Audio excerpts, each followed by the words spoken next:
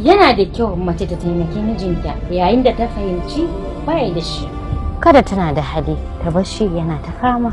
Abdullahi dan Abbas ya ce, na ji manzon Allah sallallahu alaihi wasallam ya ce, idan mace ta mallaki dukiya kuma mijinta ba shi da komai a hannunsa sannan kuma ya nemi wani taimako daga wurinta ta hana masa, to ranar lahira Allah Ubangiji subhanahu wata'ala zai nisanta ta daga rahamarsa. haka zalika a wani hadisi manzo sallallahu alaihi wasallam ya ce, da mace za ta mallaki dukkan dukiyar duniyar nan gaba daya kuma ta ciyar da dukkanin dukiyar ga mijinta kadai har su kare, sannan daga baya ta yi masa gore, to Allah Ubangiji subhanahu wata'ala zai rushe mata dukkanin ayyukanta na lada, kuma a ranar lahira zai tayar da ita tare da Fir'auna wa iyaz billahi.